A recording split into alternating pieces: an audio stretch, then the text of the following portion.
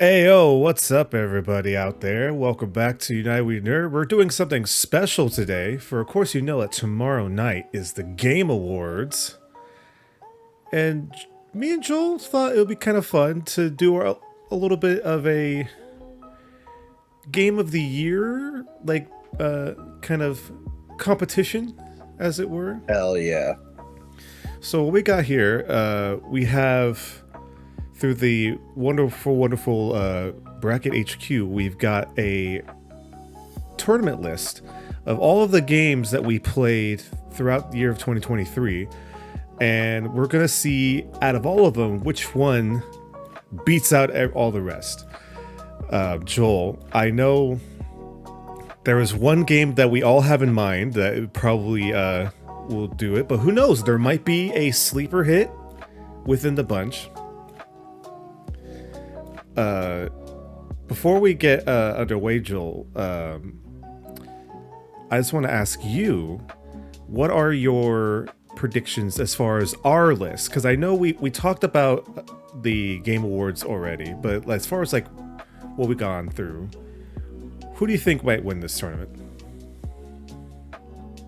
My top three right now is Baldur's Gate, of course, Yeah. Breath of the Wild, and Spider-Man. And I think it's going to be very close between Baldur's Gate and Breath of the Wild. I mean, Tears of the Kingdom. I keep calling it Breath of the Wild. It's Breath of the Wild too. Tears of the Kingdom was just so amazing and so good.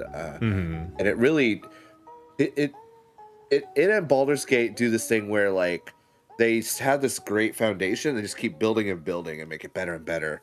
And I was even texting you guys earlier, you Marcel, like, hey, Act 3 is like a whole new game, and with the Tears of the Kingdom, that's what it felt like. It's like, we already have this with Breath of the Wild, but then like Tears of the Kingdom was like, nah, guess what? We're gonna throw so much more at you, and it's so good. And of course, Spider-Man 2 goes without saying. Like that's, I don't know if you finished it yet, Brian, but it's whew. Oh yeah, Love it. I'm getting through it, but I've been enjoying my ride. So I could see Spider-Man getting up there, but I think Baldur's Gate though.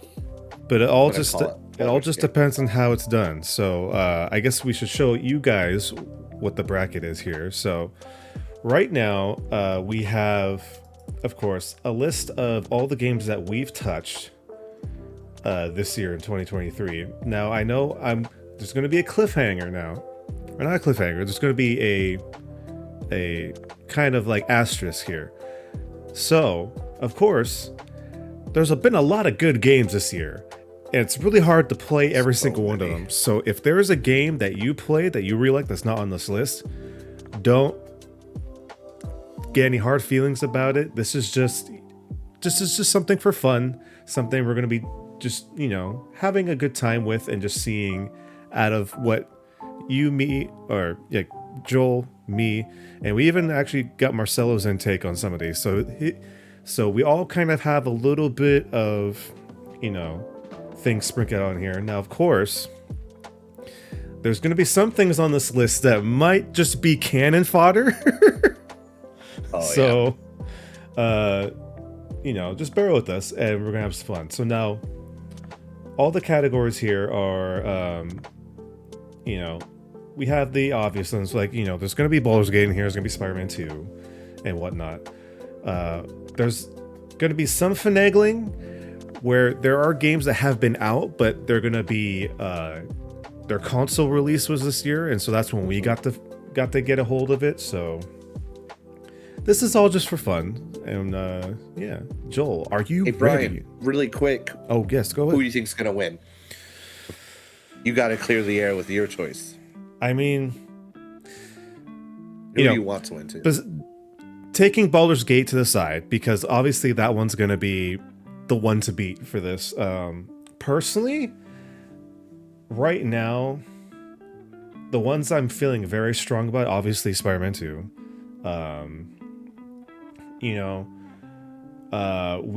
I did throw in some curveballs. Exoprimal's in here. It probably won't win, but we've had a lot of fun with that this year. Tears is gonna be a hard one to beat. You know what? I know this game came out last year, but it came out on the Switch this year. Vampire Survivor came out on console this year. Boy, I've been having so much fun with Vampire Survivor. I am telling you, it is a blast. And just something that's like a very like minimal game. You know, it's nothing too special, nothing too big, but they just get the right components to make it a very awesome game. And now the fact that it's on handheld, you know, with the Switch, hell yeah. And I'm sure it's going to be, you know, pretty much everywhere. And I know you can play on a handheld on the Steam Deck and, you know, whatnot. But, you know, this is a, you know, a list of games that you could play without, you know, finagling anything. So, yeah, Joel, are you ready? Ready. I'm ready to fight for Baldur's Gate and Spider-Man and Exoprimal. All right. And Survivor. So let the 2023 United We Nerd Game of the Year tournament begin. First up on the bracket, we have Disney Speedstorm and Gigabash console release. Now, I just want to say this right now. I know, Joel, you have no idea about Disney Speedstorm. Nope. And we both have played Gigabash. Uh-huh. And, you know, we were just talking before we started recording this video that we talk about Godzilla. So, Yep. I kind of feel like I know which way is going here, but as devil's advocate, I just want to kind of like throw a bone out to Disney Speedstorm because I feel like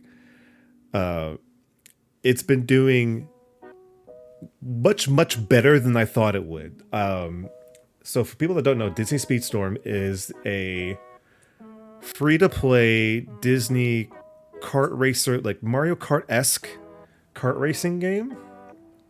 And at first, when you look at it, it's like, okay, free-to-play. You have to unlock characters by grinding and doing all that kind of stuff. And I can admit that I was originally worried that the grind would be too much. You know, it's kind of like how Joel, you've played the Galaxy of Heroes Star Wars mobile game.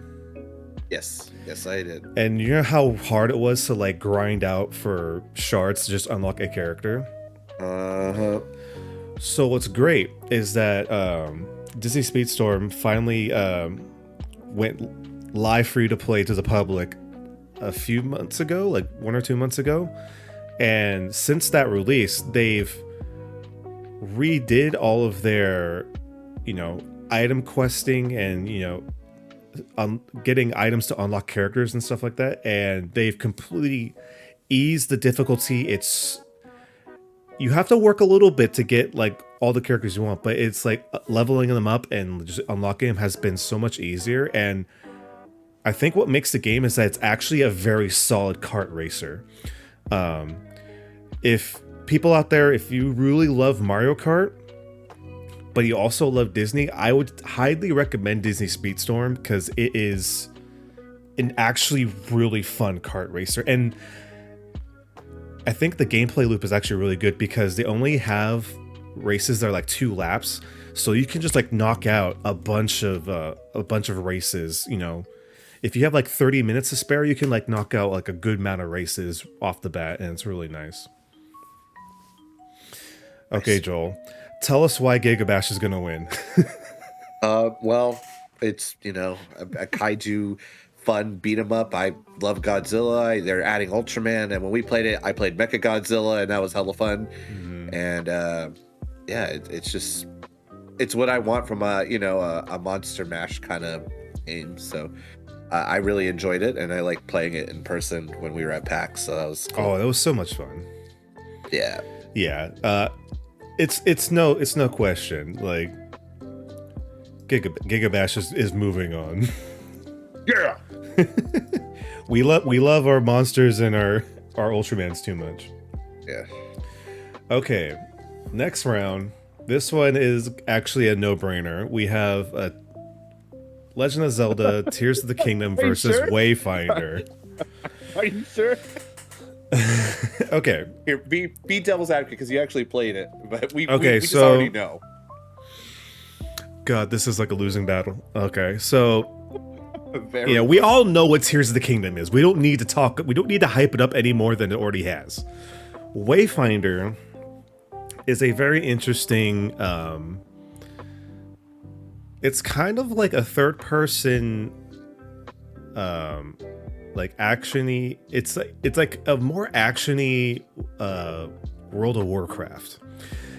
You look at the art style, and you can very much tell that the creators got very inspired by World of Warcraft, but they were able to make like a very decent combat system, and also just a very surprising amount of like weapon variation that changes the combat. There's different characters you can unlock that have special abilities that you can go travel around, do quests, kind of venture around trying to, rid the world of darkness and all that kind of stuff. I think what the issue has been for Wayfinder, one, I think it's not advertised nearly enough as it should have. I don't know anything about that game other than that one trailer that dropped. Yeah, like we saw one trailer, I think either last Game Awards or Summer Game Fest this year. It finally came out a few months ago, and I haven't really heard much about it, which is unfortunate. I think Wayfinder very much suffered just because of how many good games came out this year. Like, it just came out, it's like end of summer to early fall is just it slam packed with very good games. So I think it just kind of got buried in the the gaming storm that we've been having. So obviously Tears of the Kingdom is gonna move on, needless to say. So Joel, this one's gonna be fun. Armored Core 6 versus Baldur's Gate 3. Joel, you are the Baldur's Gate 3 boy of United We Nerd. Like talking about it every time we hang out. Like I can't promote this game enough. I was, what time I played yesterday and today? God, like I don't even need to say anymore. They just did a big ass patch. They added stuff. Like, yeah. I feel like every time I kind of like look to see who's on PlayStation, like I see you playing Baldur's Gate 3. It's either for good reason. We need to play together, dude. We got to put aside a day. Us and a couple of PlayStation buddies. We just gotta hit it. I do want to start a campaign. I just need to like knock out some games before I do that, because I know once I get into Baldur's Gate 3, that is gonna be it. That's all I can focus on. So it's a really good game. Say Armored Core 6, shout out to Marcelo, got it for me when I started school. It's very fun, very fast paced, very challenging, and I've never played like a Souls game like that. So this is just like an unfortunate team up. It was going to happen eventually. It's a great game. It's lots of fun. But yeah, I can't in good conscience let Baldur's Gate 3. It's so bad because like we're Gundam fans, right? We're big mech boys, and so having Armored Core 6 come out this year and have it be the powerhouse that it was, is amazing. It's such a good game. Like the replayability is off the charts, the customization is off the charts, the combat is off the charts. But the only problem about this matchup right here is that Baldur's Gate is like universes and galaxies off the chart as far as 2023 games. Like Baldur's Gate 3 cooked for years. It was in like developmental betas for years, and it came out and you could see why it was in development for that long. It does things that other games were, like other gaming studios were actually afraid of when it came out. It's just, it's gonna be the one to beat. So Baldur's Gate 3, congratulations. Sorry, Rusty. Sorry, Raven. Yeah, Raven. So this one is gonna be a interesting one. Because I feel like both of us can argue for both games here. So we have Destiny 2 Lightfall and Assassin's Creed Mirage. Ooh. Wait, how you feeling? I'm feeling like. See, on one hand, I thought Lightfall was great. I loved it. It introduced Strand.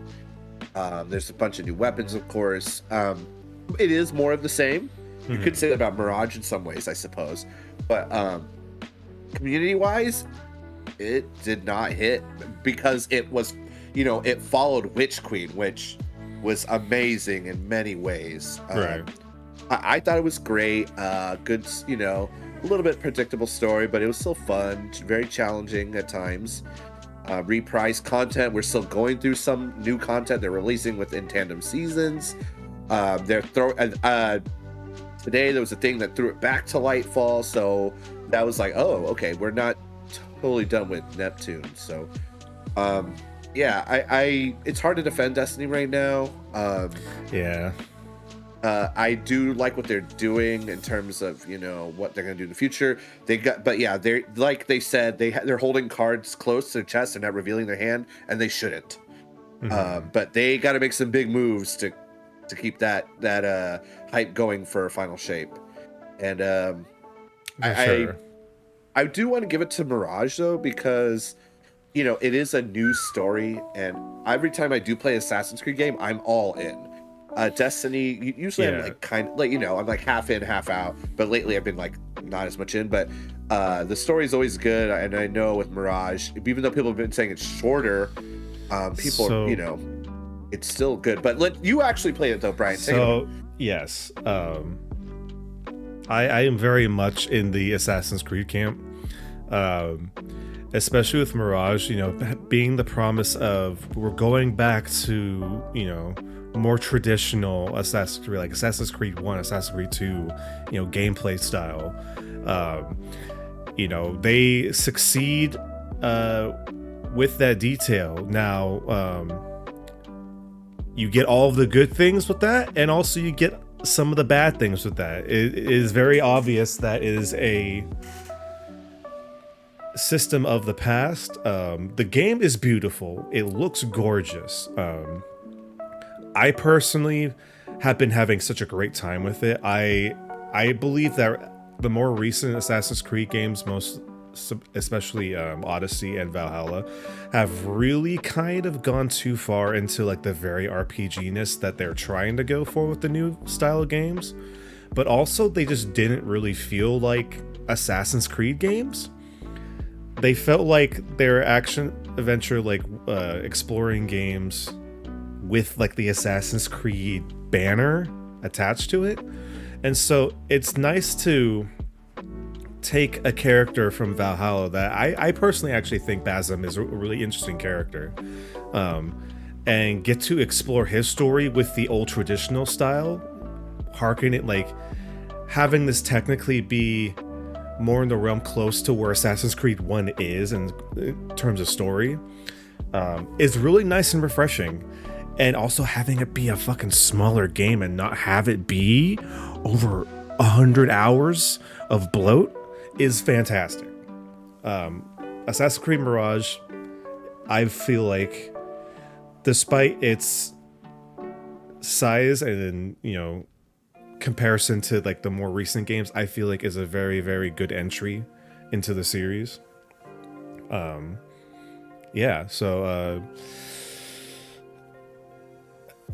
I vote for Mirage, honestly. Let's give it to Mirage. Destiny's had its heyday.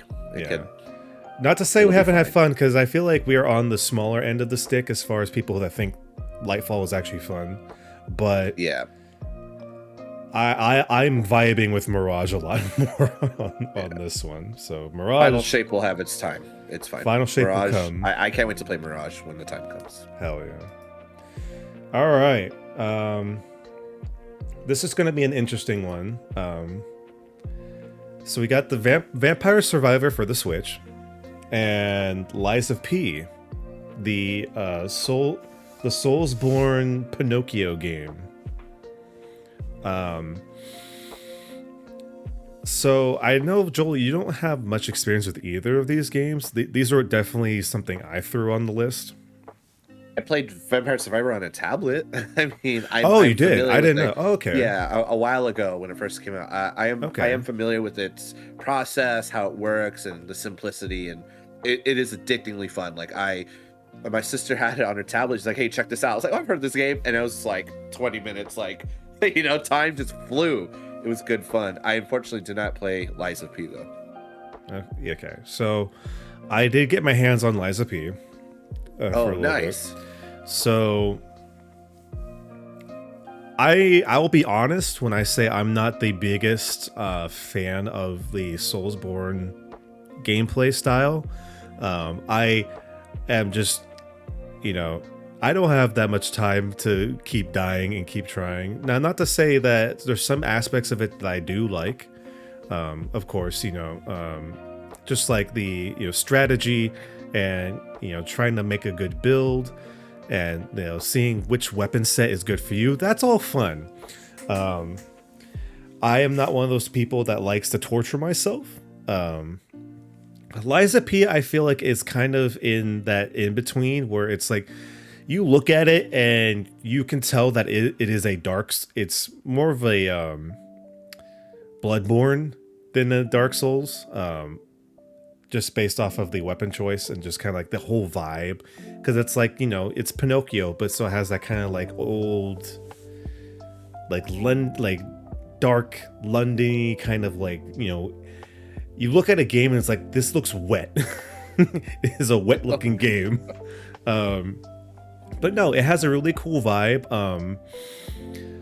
Out of all of these like Dark Souls, Bloodborne kind of games, I feel like there was some good enough conversation about it when it came out, and then it kind of quickly dipped soon after that, unfortunately. I think Liza P is still on Game Pass, so people that have Game Pass can still play it for free. But now this is my bias, because I know Vampire Survivor technically came out last year, but this is the Switch version, so that came out this year. I personally can't tell you how many times that I have just like roamed around like a level trying to like find items and unlock them and just like take out massive waves of monsters and creatures in Vampire Survivor, and it's just dumb fun that Yes, sir. It fires off those like tingly like feelings in your head, like every time you get a chest and then like you get like a purple chest, so like the noises are going off and things are just flying around the screen everywhere, and just it gets those endorphins, those really good endorphin feeling. So this is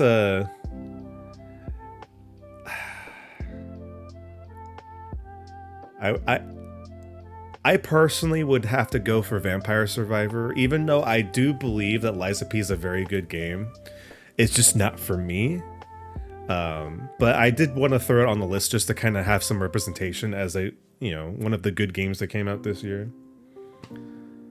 So yeah, I vote for Vampire Survivor. What do you think? Yep. Comes out for Xbox on this. Oh wait, today actually I think comes out today. Oh, hey, it's out there. Well, you know what? People on Xbox can play too. That's great. Good to know. Yeah. All right, Vampire Survivor.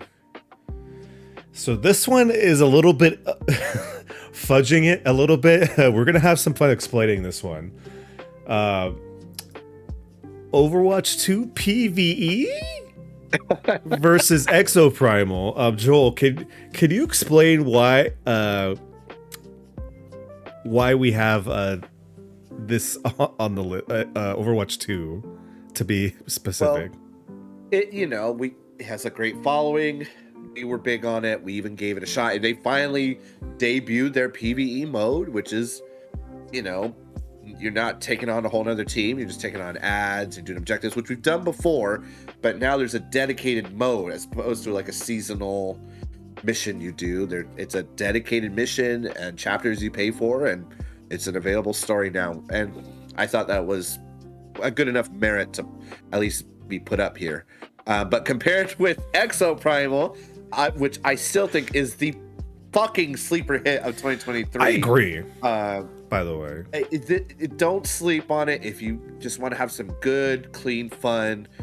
You get in a mech suit and you shoot dinosaurs. They fuck you up, and it brings it actually in terms of story. It goes as deep as you want to, but if you go deep, it's like, oh, they did some shit with the story, and classic villains to what you expect, and they're still making content. So yeah, I mean, what just a little while ago they released the Street Fighter 6 crossover. And they have more stuff coming too, which is fantastic. Monster Hunter collab, so also on Game Pass, if you want to try it out for free. If you have it on, if you have Game Pass, just try it out. It's worth. I think it's just a lot of good fun. Yeah. Now to kind of explain why, because I know probably people are going to be watching. It's like, what the fuck? They didn't have the PvE. So originally, Overwatch 2 was going to have a really big story PvE mode. Yep. That before the whole buyout with Xbox and Activision Blizzard, they ended up canceling. So what they did is they kind of brought out this PvE mode that's kind of reminiscent to the story events from Overwatch 1, but it is in its own like section of the game.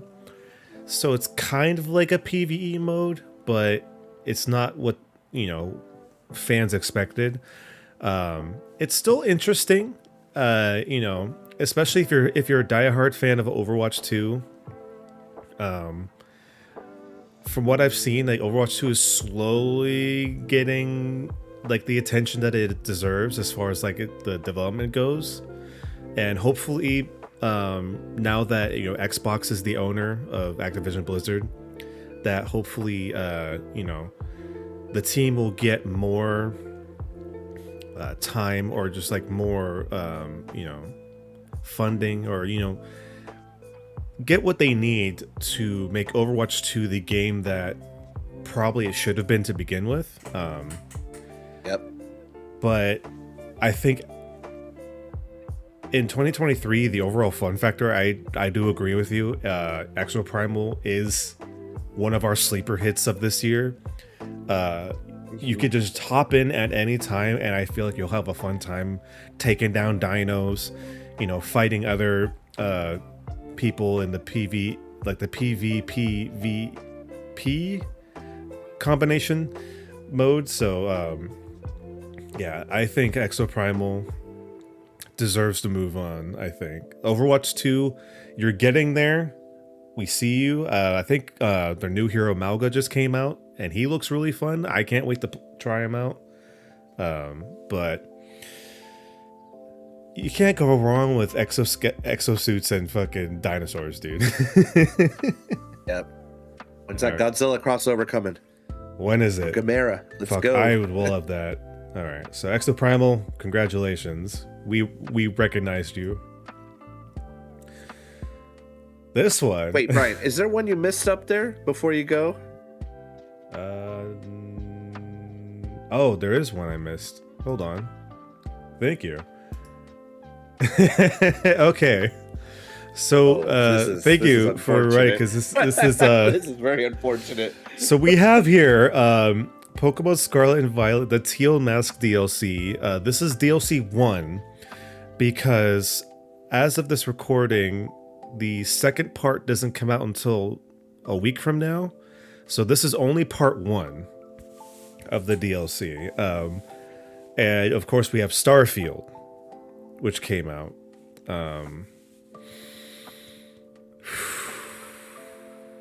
Somebody's gonna get mad. I know somebody's gonna get mad. Well, you know which one I'm gonna root for. I'm actually interested to see, Joel. Okay, I want to ask you, out of these two, which one are you pulling for the most? Oh, it's Starfield. Starfield. Okay. Interesting. Just it's Bethesda. With my bias for Fallout and Skyrim, and just seeing the play and the trailers, classic play style of what I've played before. It just makes sense. Even though there are some big glaring issues still, but Yeah. I've no doubt it's a very powerful and fun game. So I've played Starfield. Actually, Starfield is the first Bethesda game I've actually like given a chance to. I've like dabbled in Skyrim a little bit, but I never took it seriously. Starfield, I think for me, has a lot of promise. But in my time playing it, I feel like there's a lot of things that get in my way from the promise of you could do anything or do anything in Starfield. Just because, like, when I heard that you could just literally be a space pirate, that's what I wanted to do. And I know that there are ways you could do it, but in order to do it effectively, like in order to, hijack, important ships, you need to like level up your character. And so for me in an RPG, like if an RPG promises me, I could do anything or I can, choose to take a certain path, I kind of want that to be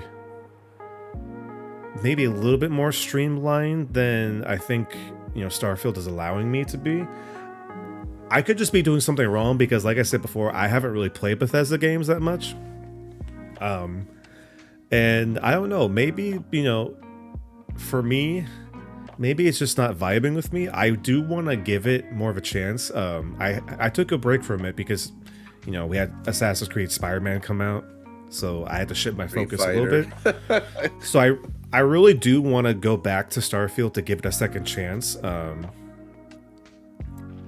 And as far as Pokemon's concerned, there's been a whole bunch of scuttlebutt ever since Scarlet and Violet came out, with its, bad frame rates, its loading issues. Some people have had, tons of crashes, the game doesn't look good, yada, yada, yada.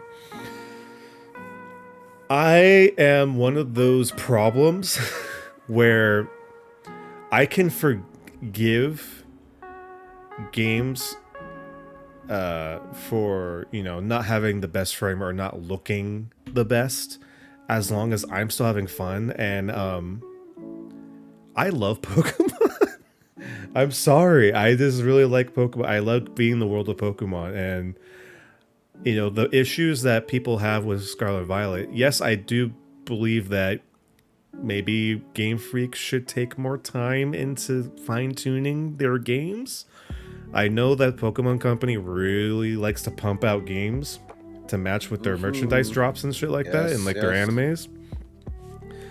But I had a really fun time, and so it's their first legitimate like open world Pokemon game, and they had the promise of you can go in any direction and the game won't like punish you or won't block you from going to any certain location. And for the most part, that was true. You could go in any direction. Now, sure, some places might be harder for you to battle depending on when you go to them, but the fact still remains is that you can still go to them and you can still adventure the way you want and tackle the story in any way you want.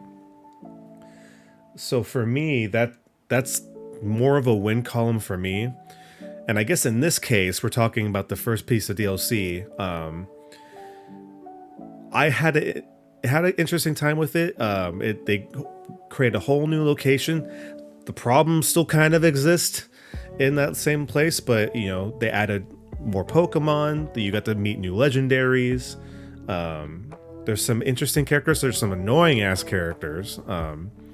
But it's only part 1, and we're gonna get part 2 in a week, which is unfortunate that I can't talk about that because it hasn't come out yet. And I'm really looking forward to the part 2. But as far as, Pokemon Teal Mask part 1, like the whole DLC, I've had fun with it. With that being said, I feel like Starfield has to win. As much as I love Pokemon, Starfield overall, like I feel like it was more of a surprise at how many people loved this game. You know, because a lot of people were worried that it was going to have the very, very much Bethesda jank, and Does a little. That still has that uncanny valley. a little bit. But I mean, Weird I stare. think people still love it. You know, so. And I think we're going to be showing Starfield more love than the Game Awards is actually going to show them. So, Starfield, congratulations, you're moving on. Okay, now back to the other one we were actually going to do. WWE 2K23 versus F-Zero 99. All I gotta say is car go fast in big race. This is such an oddball pairing right here. That's what we get for randomizing. Yeah. So Joel, you've seen stuff about F-Zero 99, right? Yeah. The gist is that you're pretty much getting classic like NES, like Super NES, like F-Zero battle royale, 99 people racing all at the same time, trying to get the victory. Chaos ensues, but I think the track record of Nintendo making their 99 games and like their big old retro battle royales type of games, I feel like they've been knocking them out of park every time. Like Tetris 99 was really good. Pac-Man 99 was really good. You had Super Mario 35, I think, was really good. And F-Zero 99 is also a very good game. And of course, if you have Switch Online, it's free to play. Don't need to pay anything for it, besides the subscription. But that is the thing.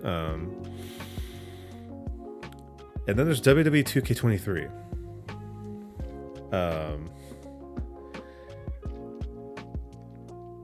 So it's a good game. 2020 was a really rough year for this gaming franchise because that game was complete shit. 2K20 was fucking shit. It was so bad they took a year off from the game to polish up the next game, which would be 2K22. And that's when I feel like this franchise is starting to climb its way back up to at least standard quality.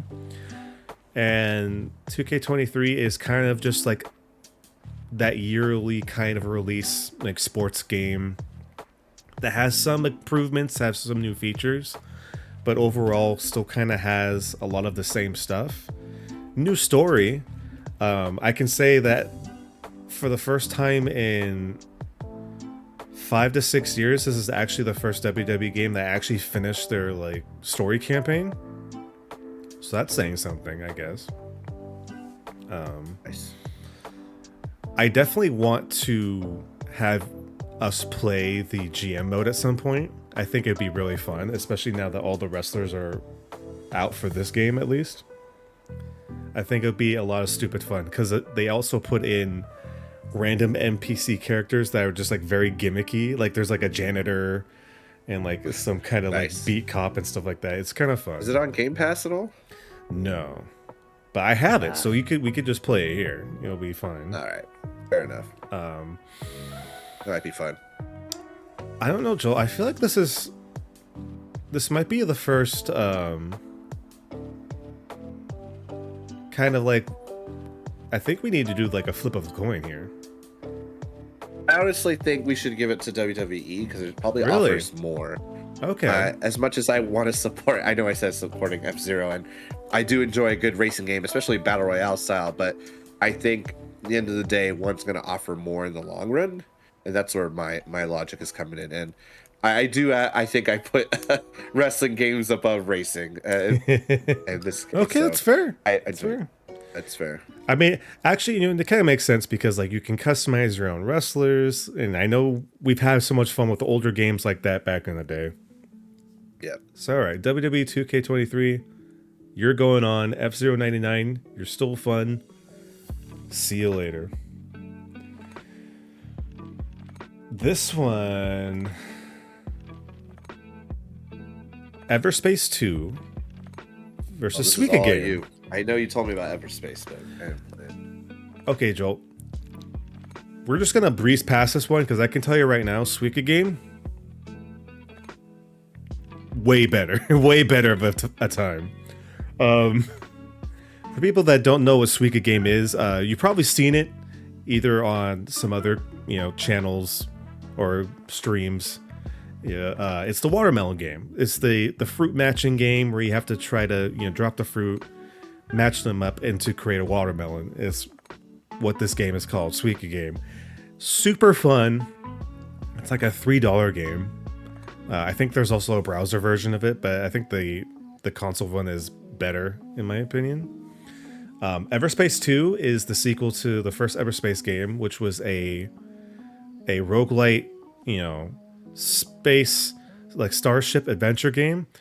Everspace 2 is not that. They decided to change the formula, and so it became like a mission-based kind of like story kind of thing. I could not vibe with it at all. I think Everspace 1 is a lot more fun just based off of the roguelite mechanic. So Suika Game, you roll on to hopefully make another watermelon, my friend. Okay, the next one is going to be Battle Nintendo. We got Kirby's Return to Dreamland Deluxe and Super Mario Bros. Wonder. Joel, we actually played Super Mario Bros. Wonder together at PAX. Yeah, PAX. Can you tell me, in your opinion, do you think what we played at PAX, or what you've played at PAX, would have it squeak out between Kirby?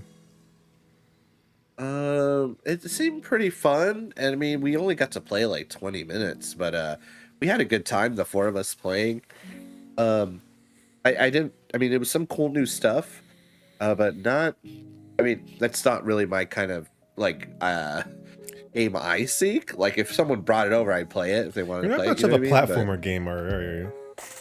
Not really. Like, here and there, of course, I love me my, once in a while I want to throw down Castlevania, but yeah, it's I can see the promise and what's good about it, and once in a while I do get the itch for it, but yeah, not usually my cup of tea, but it was still fun. I mean, they did do. I can't say they didn't do new things with it. That's usually what I look for sometimes in like when they bring back a game or the same type of game.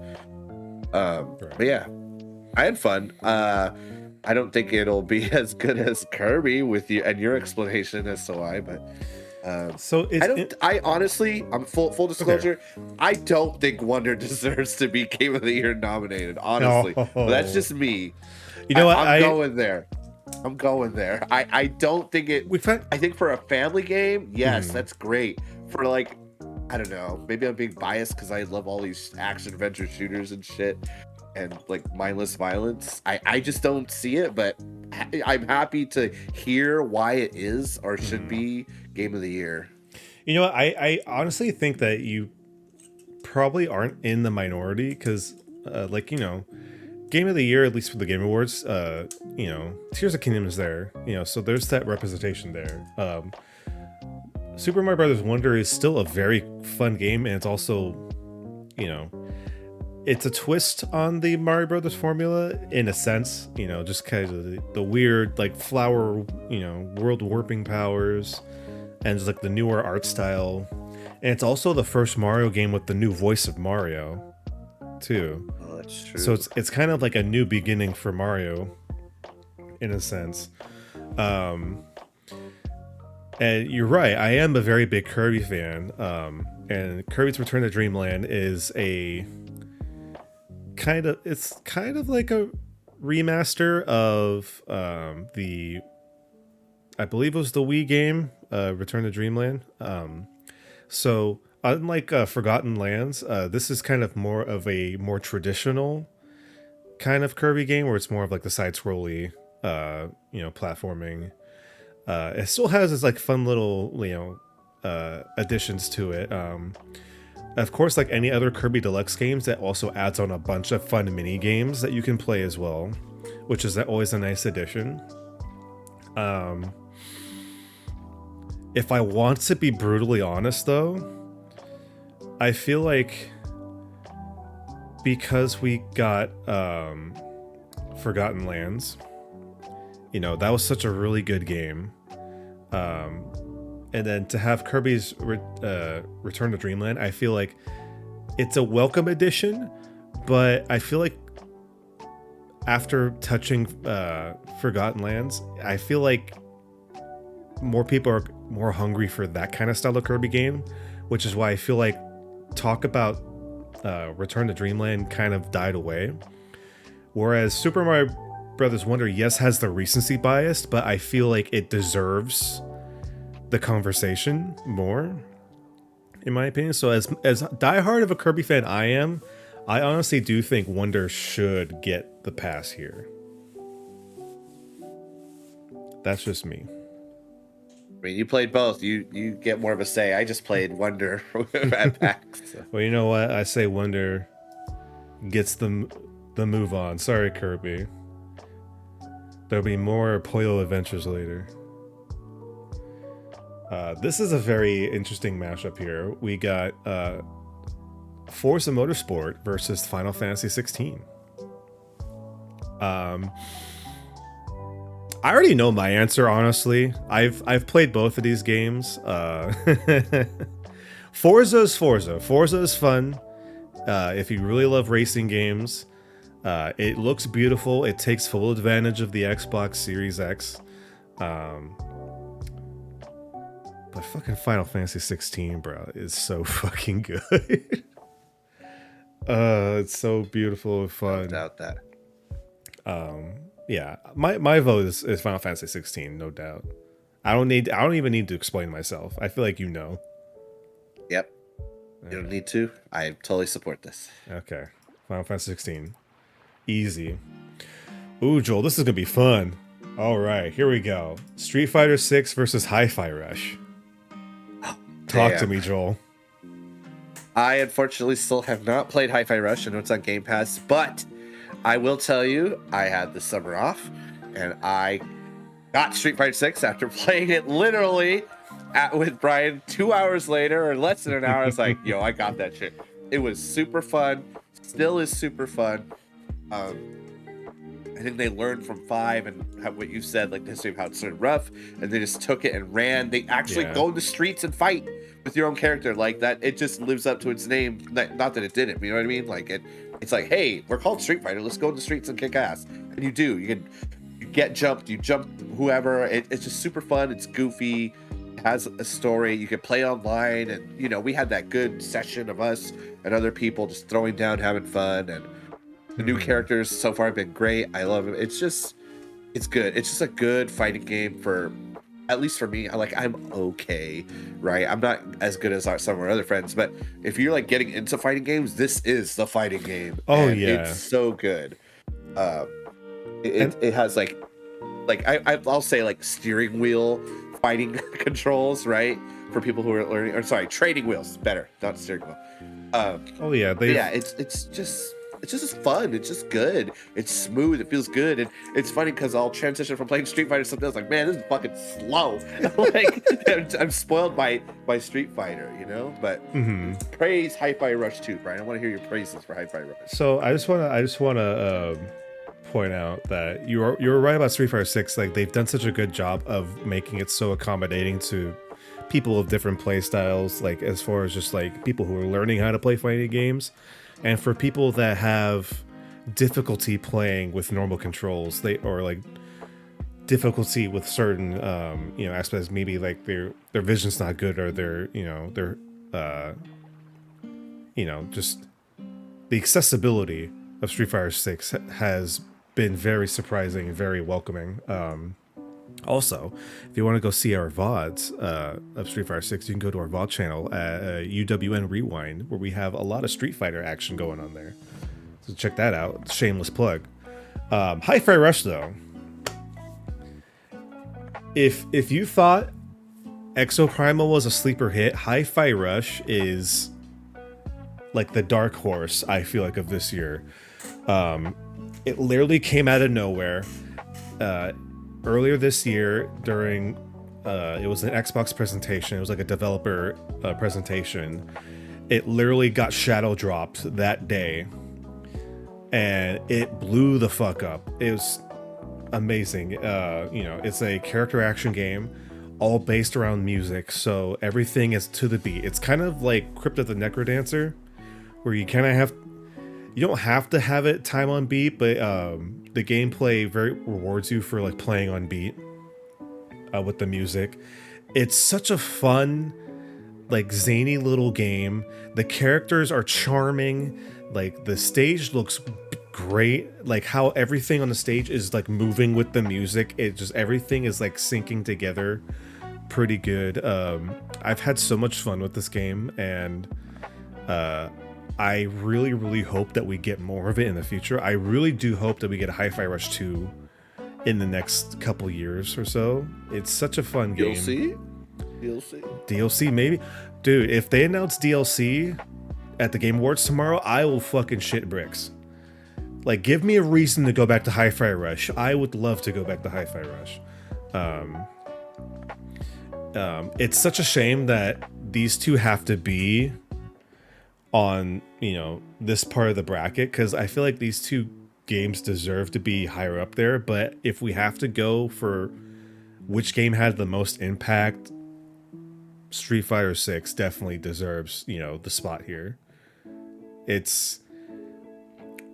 Street Fighter 6 has had to crawl out of the hole that the first 3 seasons of Street Fighter 5 dug for them, and started crawling out of after that. So Street Fighter 6. It crawled, ran up a building and flew. Honestly. Street Fighter 6 Shoryuken's at its way to the next round. Okay, we're almost out of the first round. We have a few more to go. This one, we have Party Animals, which we've also played. It have VODs of, which has been fun. Super and we have fun. AEW Fight Forever. So we talked about WWE 2K. Games are fun. They're fine. AEW Fight Forever, I've played it, and it's not bad. It's not bad. So their whole goal was that they want to mimic the No Mercies, like the N64, NWO Revenge kind of games, the very arcadey wrestling games. I have gone on record saying that I am not a big fan of the arcadey wrestling games. I feel like they are kind of clunky, and I just don't really like the feel of it. Also, it's not a fair comparison, but to kind of put the kind of game that WWE has with their 2K series is kind of unfair, because you see like the stark difference of I wouldn't say quality, because quality is not really a fair thing to say, but just like how much gets put into one over the other. Now, I know this is AEW's first video game, so it's kind of unfair to kind of compare the two, but I dropped off of it. I know they released like a battle royale mode, which is kind of weird, but interesting at the same time. Shout out to Rumbleverse though. Rest in peace for that game. That game was a fun ass wrestling game. That was fun. But yeah, I know there's probably a lot of AEW fans that love this game, which is great. I'm happy for them. I personally couldn't vibe with this thing, but Joel, I know we had a shit ton of fun with Party Animals. Oh yeah, I still have a couple of clips ready to go. That shit was fun, and we played it even after we recorded too. So it's a good time. Great find on Game Pass, and I think it handles better than Gang Beasts too. I enjoyed our time with Gang Beasts, although short, but it just takes it and runs with it better. Mm-hmm. Yeah, and just like because I know Party Animals had a really rough start because they had to release late. COVID struck them. They had to release the game later than they wanted to. But I think the product that we got in the end actually justified the wait. It felt really polished for what it was. You know, we had a shit ton of fun. I agree. Different types of game modes, and I know that some people think that there wasn't enough to the game, but I feel like as like a party game, kind of like how Gang Beasts was, you know, you have all the different animals that you can unlock to play as. You know, I'm sure probably down the line we'll probably see some more things added to it. You know, because I know, you know, they have the you know, the Game Pass deal still going on. But as far as just like overall fun, I think Party Animals has a really nice package to it. Yep. So I think that's kind of a unanimous decision for Party Animals, I believe. Yeah. Party Animals. I'm not Animals. playing AEW in the back. No. No offense, AEW. No offense, AEW. Joel, this one's gonna be hard. I'm waiting to see our boy. Where is he? Oh, actually, there's two. We got Marvel Spider-Man 2 versus Star Wars. I knew they'd be against each other. Jedi Survivor, Joel. This is rough. You just got through Jedi Survivor. Yeah, and I'm like getting right through after Spider-Man. Spider-Man 2, back to back almost essentially.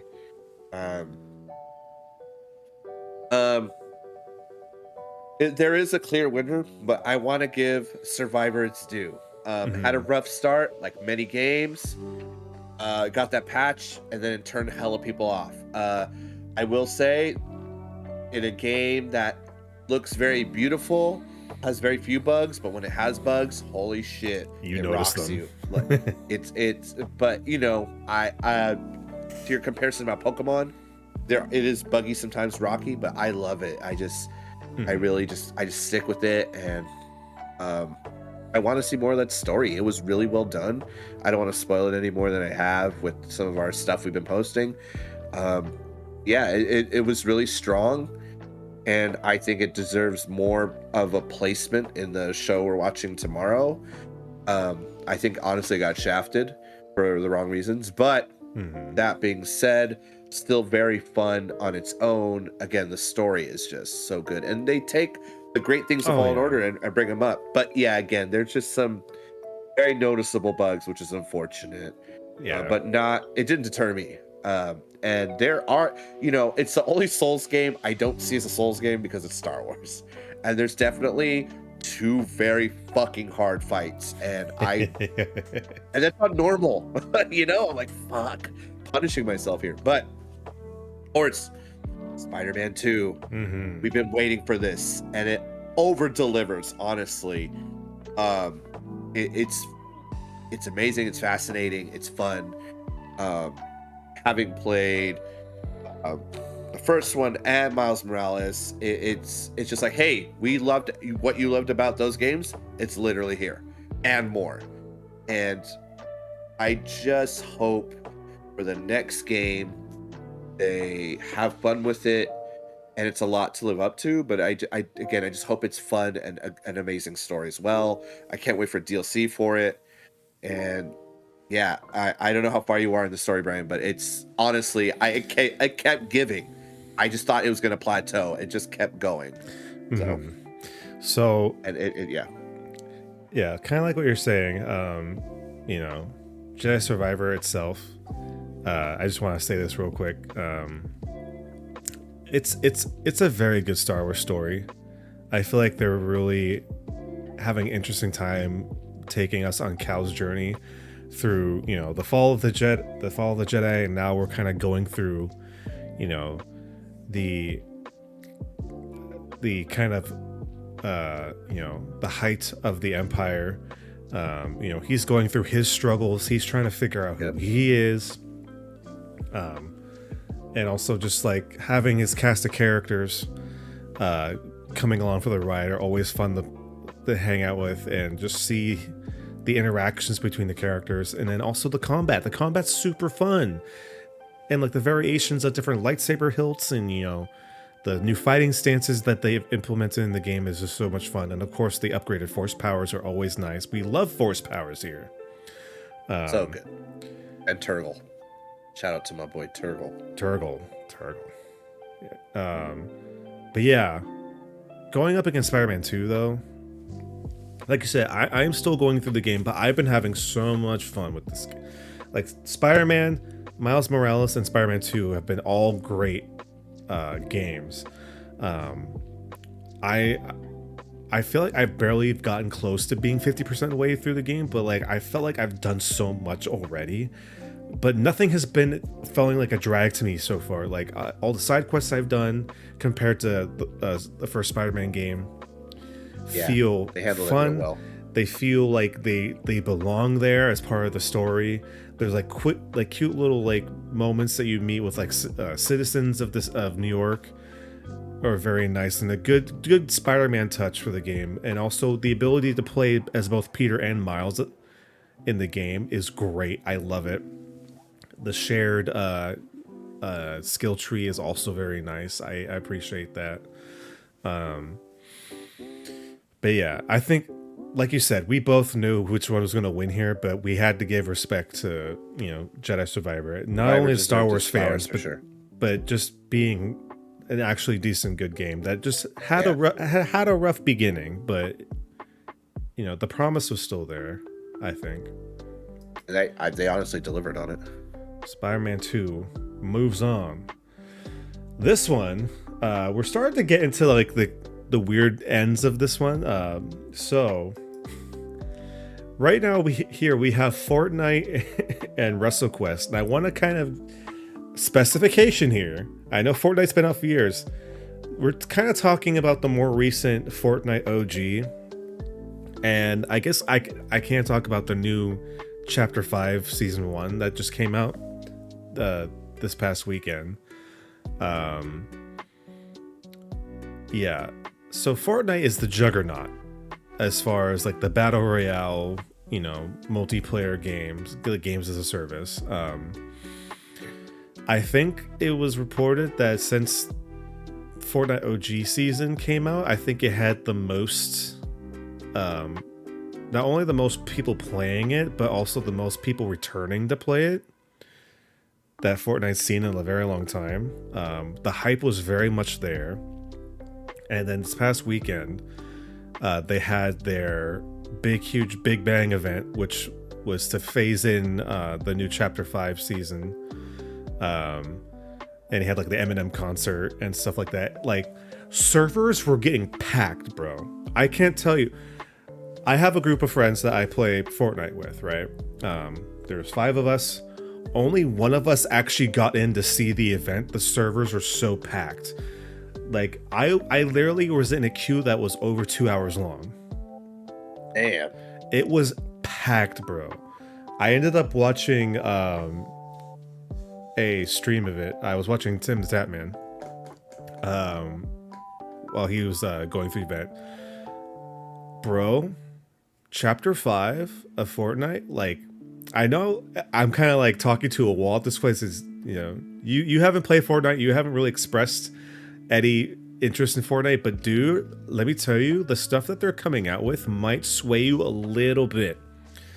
I saw that riot shield. I don't know how old that is, but that's new. The riot shield, by the way, is fucking sick. I love it. You get a pistol, you get a riot shield, and when you run, you charge with your shield and you shield bash people. It's fucking cool. But that's not the cool part. So for the Big Bang event, not only did they have the Eminem concert, but they showed off new game modes that they're adding to the game. First one, which is out of nowhere, this actually comes out on the same day as the Game Awards, which is going to be weird. They have a Lego survival mode, which is that's cool. Basically Lego Minecraft.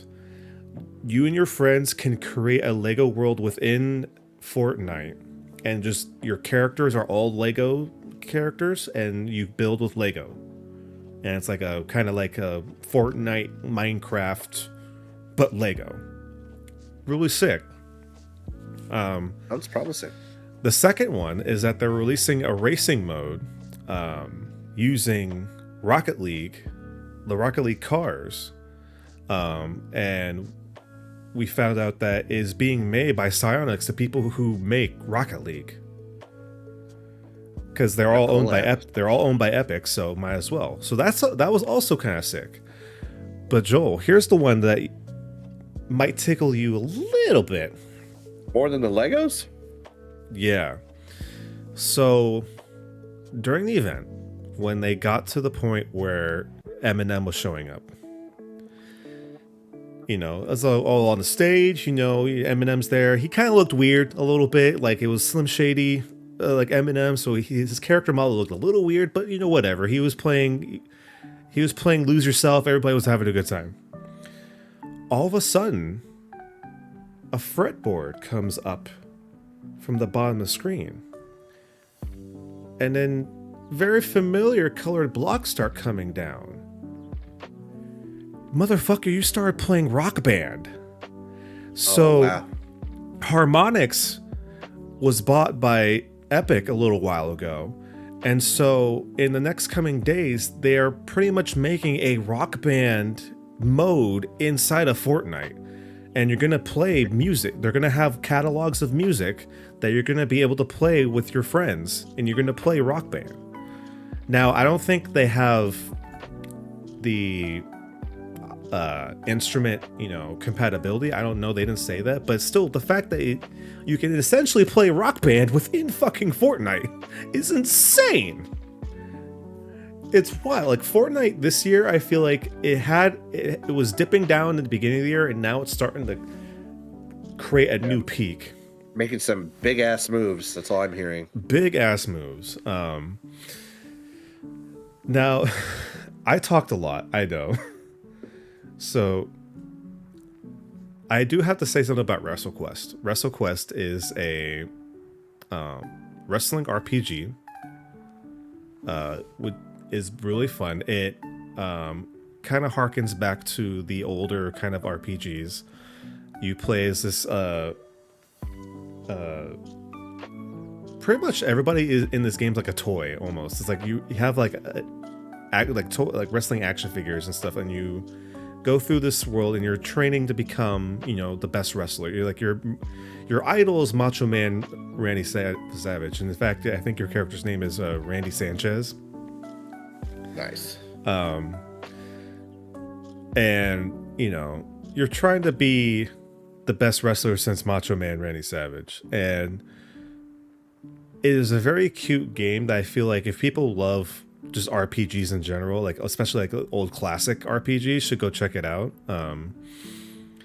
You know, especially because they work so much with a bunch of old wrestling legends. So you have like, you know, Jake the Snake Roberts, you have, you know, Jeff Jarrett, you have Junkyard Dog, and like a whole bunch of like 80s and 90s like legendary wrestlers in this game. And I think a good few of them actually also consulted for the game as well. So it's like you have their touch in there as well. So nice. It's like it's a very it's kind of a, you know, a love letter to old school wrestling in an RPG form.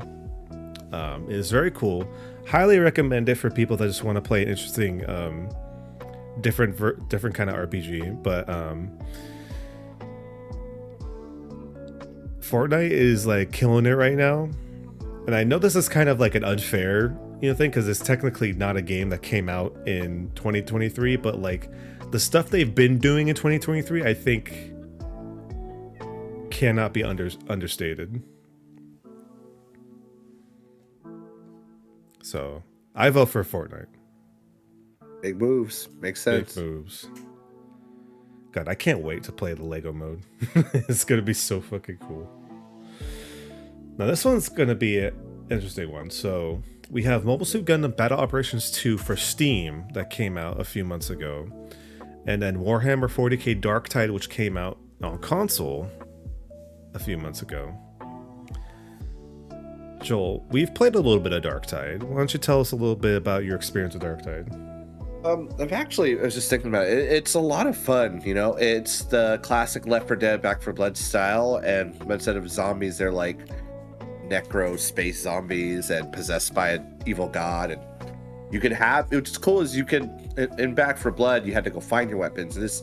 You just start with whatever you choose, you go in, you roll up in, one of the 4 classes, and you just survive. And they're like decently long missions, and the characters you play do repeat what they say, but it's not as, I think, as ridiculous as Back for Blood. We just kept hearing it over and over again. But I've been enjoying it. And the music, though, the music for Dark Tide fucking slaps. I didn't expect it that good. And yeah, it's just a fun horde mode game. Good for the it looks good too when you're on Series X, honestly. And every time we play, I enjoy it. I'm not playing as much as you and Ben, but it's a good time. So I'm glad it came to console, and it's fun. Yeah. Like, I know, like, because I remember when it first came out on PC, I know Bed was trying to get us to play for a while, and it was like, yeah, I don't want to pay the $40 or not 40, but like, however much it is at the time. Yeah. And it's like, once it came out on console, we were able to play together. It's been, like you said, overhaul too. A massive overhaul, according to what we read in articles and what our friend Ben has told us. But like Dark Tide, like, it's actually a really fun. It's kind of unfortunate we're talking about it. It's like, this is actually like what we kind of wished that Back for Blood would have been, just as far as like it's the team combat against like a hordes of enemies that just keep rushing you. And you have the different character types, which have their own abilities and weapons they utilize. And of course, if you love Warhammer, it has that feel. It has that feel to it as well. A lot of fun. Mobile Suit Gundam Battle Operations is a game that's been around for a little bit, but it just finally got to PC. I know we tried playing a little bit of it together back in the day. And it was a little rough. It has enjoyed it, but yeah, it has improved, I think, a good bit since you've last played it, Joel, which is why I think it would be fun if we try to play it together again soon. Like I said, it's a free to play game. You have to, roll the dice and pay for some boxes to get some mobile suits. They do have a lot of good free events though. That's where I've gotten most of my like mobile suits from, which are nice though. It's unfortunately it's only the UC timeline, but they still have a very wide selection of mobile suits. Like, they go into like the side stories, they go into like the very obscure, mangas and other sources of media that we kind of have a hard time getting here in the States. It's like a good, nice representation of good old-fashioned Mobile Suit Gundam.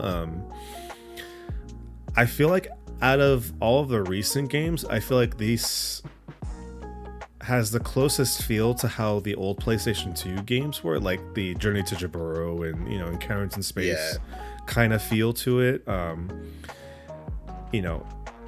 There hasn't been really a Gundam game that has gotten me that feeling of playing those old games, which I still kind of put into a very high standard for being decades old games at this point. But I would be remiss to say how awesome it feels to be in a GPO2, having the fucking hyper bazooka, charging it up to full blast and just seeing that beam shoot out over to destroying somebody across the field is a fucking fun feeling to have. But I do also have to say that Bandai, especially with the Gundam games, has had a very, very horrible time figuring out a good price range for its microtransactions, though. And we've seen that with another game that just recently went offline, the Gundam Overwatch game. Which, is unfortunate, but it's just interesting to see, I guess, because since this game is technically easier, more accessible, you know, it's been around for a few years already. Now it's on PC, so now it's a whole new audience that it can have on Steam. You know, which is why even though like I know like we both love Gundam, I feel like as far as like how much fun we've had, I feel like Dark Tide is probably the winner here. What do you think? And we're gonna keep playing it. And it's unfortunate about Gundam Evolution. It's they just made some bad moves, and it was fun while we played it, but we didn't play it that much, to be honest. So yeah, but I think Dark Tide is the fair winner here. Yeah, Dark Tide. All right, and that's it for round 1. So hopefully this will start getting a little bit easier. We've kind of gone through all the games, and now we're thinning out the herd a little bit. So let's go into the next beginning of the next round. Giga Bash versus Tears of the Kingdom. Don't even have to waste time. We already know. Don't have to waste time. Although I do have to say, anybody out there that loves just like the old arena, like destroy all monsters, or just kind of like arena bashing games, like go check out Giga Bash. We talked to the team at PAX. They're really cool people. They are very passionate about this game. Of course, because they work so hard to get Toho to fucking actually agree to having Godzilla and other monsters into their game, and they're also Ultraman as well. Hell yeah! So go check it out if you haven't. It's a really fun game to play with your friends. But Tears of the Kingdom, man, it's such a it's a marvel. It's a marvel. It's more about defending the games that lose at this point. If there are games on this list that we can try to like push out into the universe and get people to think about trying them, I think that's a win. Yeah. So Tears of the Kingdom, Baldur's Gate 3 and Starfield. I think we know which one wins. Unfortunately, right, sorry. Not as strong as Baldur's Gate. I don't even want to pretend. Sorry. Have to move on. Ooh. Assassin's Creed Mirage and Vampire Survivor for the Switch. I'm sorry. I have to go with Mirage. Gotta be Mirage. Yeah, it's gotta be Mirage. Mirage. Like, both games are really fun. I appreciate it. Vampire Survivor, there's so many places to play it now. It's so much fun. Go check it out if you haven't. Assassin's Creed Mirage continues on. Exoprimal WWE 2K23. No need to talk. Say. No need to say it. No need to say dinosaurs wins. Dinosaur and mech suits with weapons. I know that he's not a WWE superstar. He's an AEW superstar. But if there's Luchasaurus, that'd be a different thing, because now they both would have dinosaurs technically. But no, there's no luchador dinosaurs in this, so we're just going to go with Exoprimal on this one. Let's see. Suika Game and Super Mario Brothers Wonder. So this is interesting. Suika Game has been sweeping the nation, sweeping the world with its watermelon, cuteness. And of course we have Super Mario Brothers Wonder, which has also been a very highly rated game since it's come out, especially with, fans of Nintendo and Mario. So this one's a little bit more of a toss-up at this point, because both games have their audiences. Both games are very fun. For me, as much as I've been playing Suika Game, I feel like Mario still has that franchise power, so I feel like Wonder kind of has to move on, but I still want to shout out Suika Game, because I feel like playing it is a whole different thing than watching other people play. I feel like you can lose hours with Suika Game, but Mario Brothers Wonder, I feel like is a sure thing. I don't know, what do you think? Support your decision. I have no skin in this game. We gotta make this as democratic as possible. No, not all of them. Oh, this one's gonna be a fun fight. Final Fantasy 16 versus Street Fighter 6. We talked about both of them. It's really hard because we both love Street Fighter 6. I'm gonna go Street Fighter. I know whenever I get to 16, it's gonna like suck up my life, but I just gotta give Street Fighter just delivered. It just Street Fighter delivered more than I ever thought it would, and I just loved it. I have to agree with you. Street Fighter 6 is indeed the champion, but Final Fantasy 16 will still have a place in my heart, especially for Ben Starr, because he is a very, very good voice actor. All right. Party Animals versus Spider-Man 2. I'm sorry. Sorry, Party Animals. But it's Spider-Man. Spider-Man! Spider-Man. Spider-Man. All right. Now, Fortnite and Darktide is the last one on this this set. I know I was hyping up Fortnite a lot. I am willing to side with Darktide, because it is a very interesting, fun game that we've played together. As much as I like to hype up Fortnite when it does cool things, so I am dropping this into your court, sir.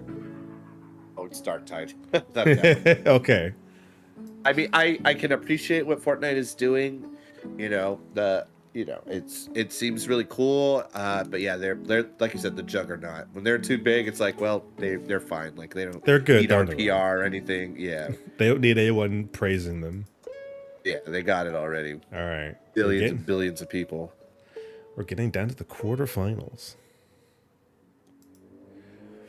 Ooh, you hate to see this one. Tears of the Kingdom versus Baldur's Gate 3, Joel. Okay.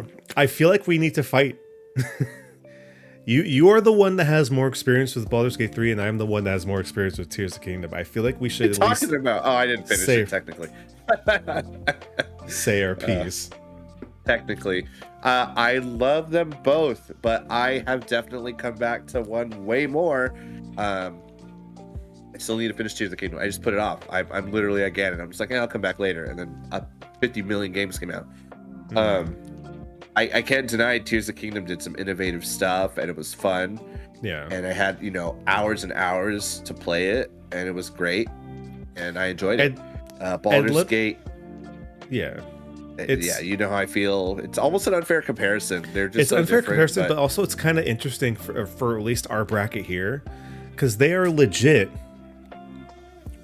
If you can think about it, they are both kind of miracle games, because you have a game like Baldur's Gate 3, which went above and beyond what anybody thought that it was possible for them to do, as far as their stories, the branching storylines, the physics of what you can be able to do inside the game, and like what the game allows you to do in this world that they've created.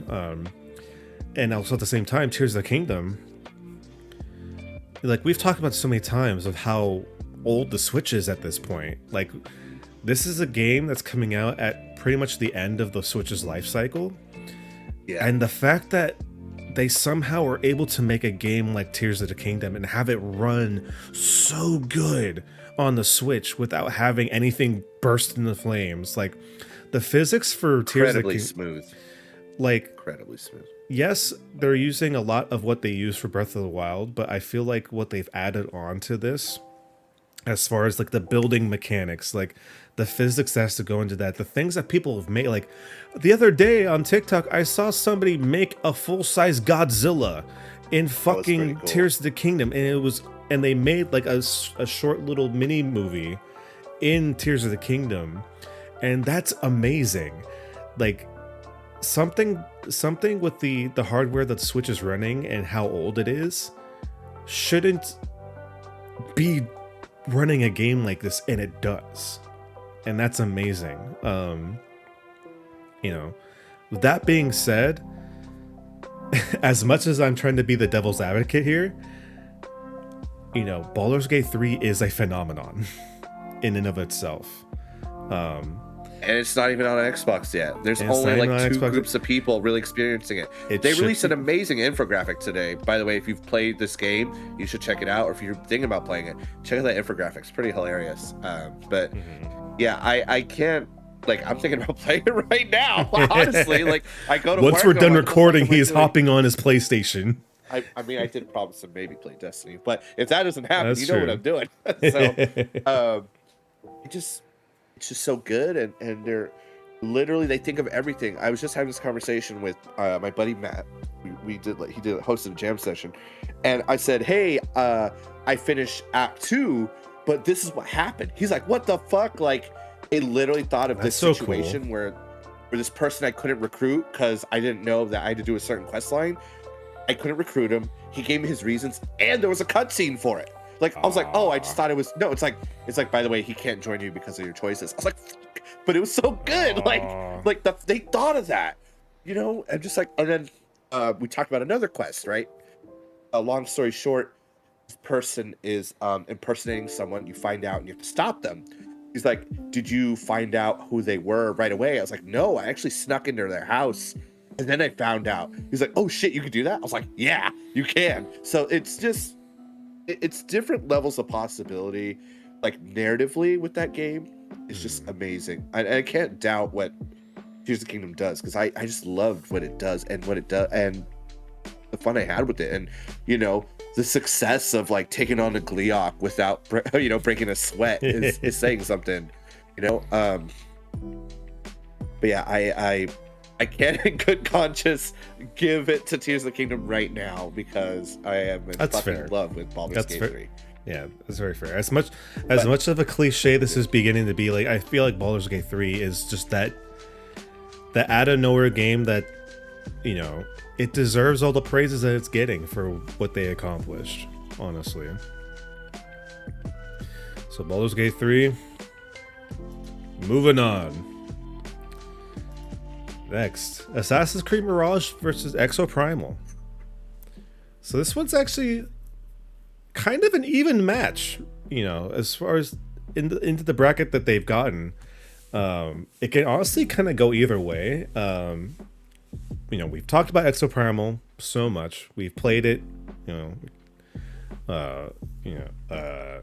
I've talked about Assassin's Creed Mirage and how much I've loved it.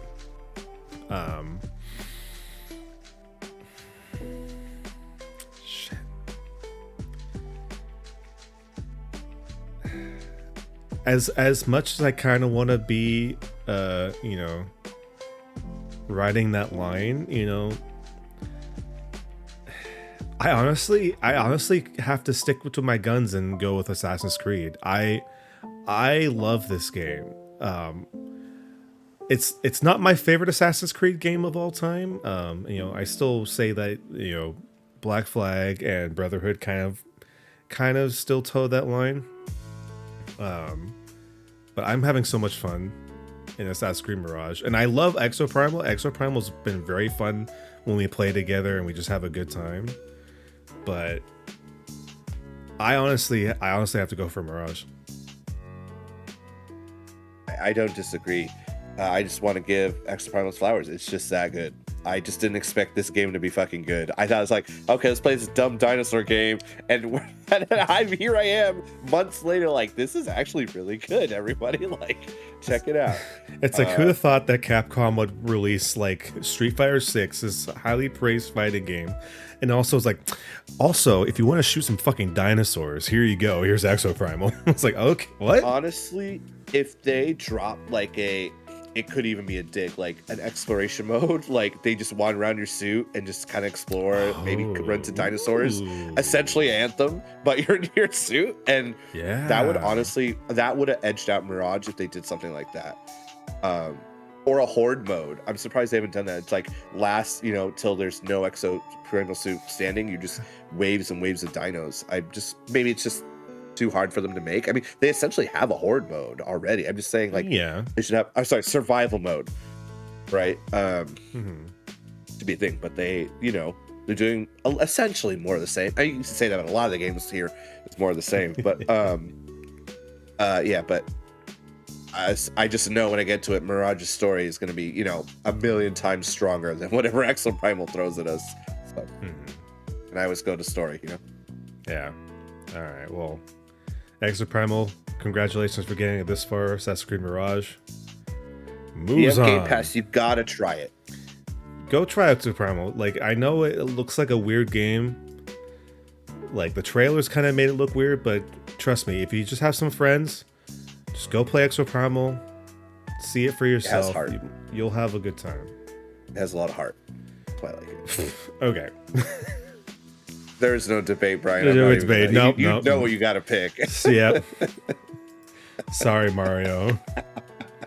This ain't Smash Brothers anymore, Mario. This is Ryu's court. God damn it. I'm just surprised Street Fighter made it this far. I'm happy. Well, hey, look I at love this. Sport A, but not as much as Spider-Man 2. Yeah, sorry. Spider-Man 2 is a very obvious pick. Ooh, we're getting down. Right, here we go. We're getting down to the nitty gritty, my friend. Fuck. Damn it. Fuck. Shit. I cannot give it to Mirage. I know. I want to know Basim's story. I just. It's like I love it. I have an authentic love for this game. You know, I feel cannot... okay. People watching this, I know it's very cliche, but like, come on, like, it's bound to happen. It's been happening at all the other award shows. It's gonna happen here too. I'm sorry.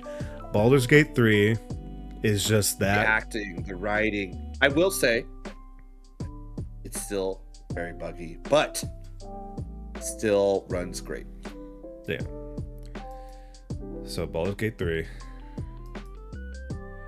Street Fighter 6 versus Marvel Spider-Man 2. Fuck. This is literally what our year has been as just us together. Like, man. Who are you sending off to Baldur's Gate 3, Joel? Who do you want? I know. That's all it's been for me. Who's going to lose to Baldur's Gate? Oh. Fuck. These were amazing games. Like, let's be honest. There's been so many good games this year, dude. It's so hard. It's been a great year for gamers, but for developers, it's probably been like shit. like there's so much competition. And great competition. Hopefully it breeds more fun things. Just like competition breeds good data, right, Exoprimal? That's what they say when we fight. But like I wasn't waiting for Street Fighter 6 as much as I love it. You know, Street Fighter 6 was a surprise for you. But yes, Spider-Man. I was waiting years for this game. And I don't even know if there's some things I want to talk about. I can't even talk about because I don't know how far you are, Brian. And I was like, wow.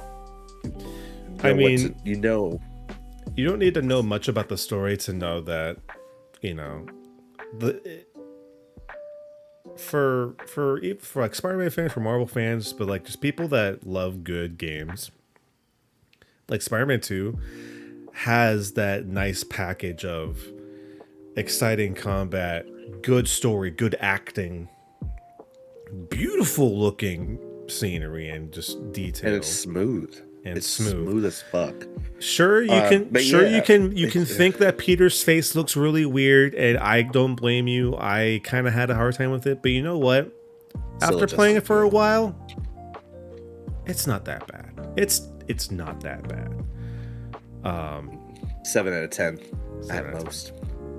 So, I think Spider-Man 2 has to go on. Yeah, I mean, you said it perfectly. We're Marvel fans, we're Spider-Man fans, but there is hella bias there. But it's also a good game. They're both good games. They're both very good games. They're amazing. They're fucking good.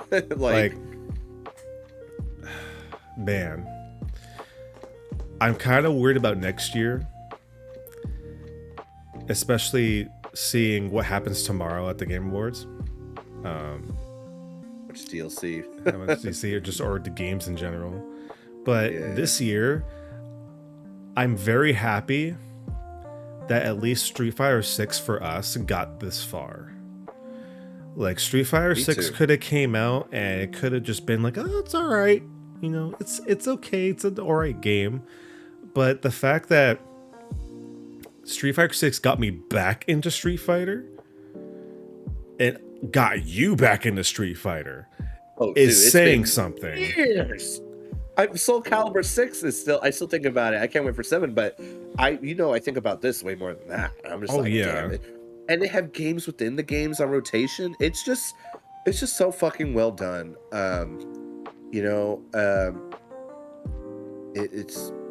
It's a good game.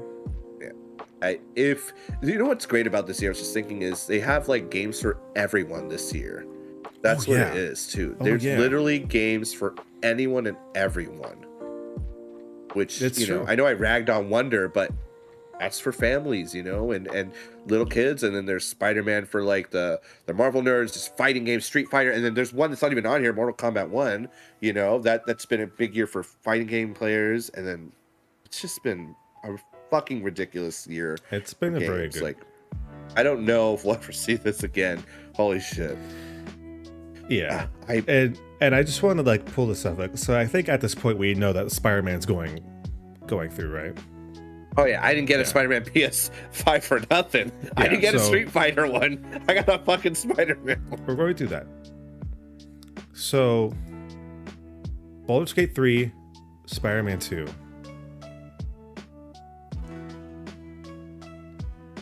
I only have a good amount of experience with Spider-Man 2, but Joel, you've played both. So, I'm going to go with your judgment on this. Fuck you, Brian. is Baldur's Gate 3 that good of a game that it beats out Spider-Man 2 for you? Yes, because I'm thinking about more playthroughs of the game when I'm done. Spider-Man 2 I finished. I loved it. I am going to go back, but not as much as Baldur's Gate 3. But also, I'm a huge D&D nerd, and it's really D&D with your own character. And they're amazing actors and writing and stories. Not to say that there isn't in Spider-Man 2, right? That's a phenomenal game. And same thing, like I got a Spider-Man 2, PS5 for that game. But it's funny because it's like, I guess I'll get Baldur's Gate, and it's fucking the best game I played this year. My wife's like, we should get it. It looks fun. I'm like, fine, we'll fucking get it. And then like, I can't fucking praise it enough. Can't stop. Yeah, I can't. But yeah, of the top 4 games, like I'm just happy they're there, right? I don't think Street Fighter's gonna get Game of the Year, or I don't even think it's nominated for it. But no, as long as it's Tears of the Kingdom, Spider-Man, Baldur's Gate, we all fucking win as far as I'm concerned. But yeah, I gotta say, like, that's why I'm like, we gotta do our playthrough, right? Or my other play, my Dark Urge playthrough, my Evil, but it's just so good, so fun, and just the success of the rolls or the ill success. I think that's why we're like, oh, fuck, here's my crit fail when I need it most, and right. I gotta say, there was an unexpected couple moments that just I was like, wow, that's a lot of fun. Same for Spider-Man as well, but I'm gonna say though, I know Baldur's Gate is going to do so fucking well, I'm actually going to give it to Spider-Man 2. just for funsies. Just to throw it off. Just because Baldur's Gate is going to stand the test of time. So will Spider-Man 2. But Spider-Man 2 eventually will be supplanted by Spider-Man 3, right? So that's fair. Baldur's Gate 3 is going to outlast Spider-Man 2. All right. Well, you heard it. You heard it from him. So give Spider-Man 2 its due while it's still here. That's all I'm saying. Spider-Man 2 is United We Nerds 2023 Game of the Year, even due to a Joel technicality. So I just want to everybody take a look at this bracket. I know this is kind of just our games of the year, but think about all the games that have come out this year, and think about pretty much all of them were made during lockdown times. Probably some of the roughest times to try to even make video games, and so many teams worked so hard to make a whole bunch of these very, very good games to come out this year. Yeah. So 2023 has been like an amazing year for games, and I don't, like you said, Joel, I don't know when we'll get another year like this. But I hope that from our list alone, people will go out and play games that they wouldn't have put on their radar at first, just to try them out and see if they like them, because that's what we did a lot this year, and we found some games that we love to play now, and we'll probably play more in the future. Yeah. But Joel, do you have any last thoughts before we wrap it up right now? Yeah, I know it's kind of a sour note, but I'm going to make it uplifting. A lot of people lost their jobs in this field specifically this year. So please honor the hard work they put in and just try some of this. I know like some of the money goes to higher ups or the people that made shitty decisions, but those people's names are still there on the projects they worked on. So if at the very least, do it for them, right? Check it out for them. You know, that's the same sentiment I have right now for Destiny 2, right? They just laid off hella people, but there's still an amazing amount of people who worked on the game, right? That's also the problem with Overwatch 2, right? It's not the devs' fault. It was, people say the suits, right? Yeah, it's always the higher ups' fault. But there's so much good content this year. And this is just games. Like we had a lot of time to talk about games because we couldn't talk about movies and shows. But still an amazing year for games. And if you were thinking about playing some of these, I urge you to try some of these lesser known ones. Of course, Spider-Man 2, Baldur's Gate 3, Tears of the Kingdom, clear winners of the year. I'm happy they're there. I'm happy they're good too. That's always the worry, People forget that there are bad games, I mean, there were some really bad ones along the way here. So, still, give the devs their due. People worked hard. Check them out. Even if it's for 30 minutes, you return it or whatever. Fine. There's some great shit out there. That's all I'm saying. There's some really good shit. I couldn't have said it better myself.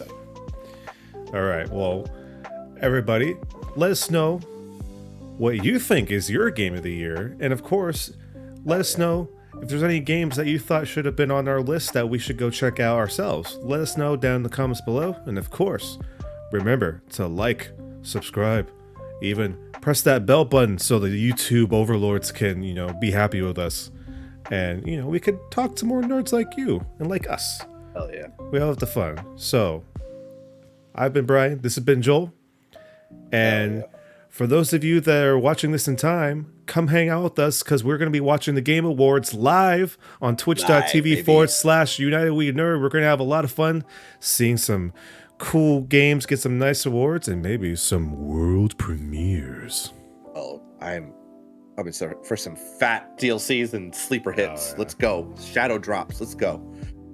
Again, this has been United We Nerds 2023 Game of the Year bracket.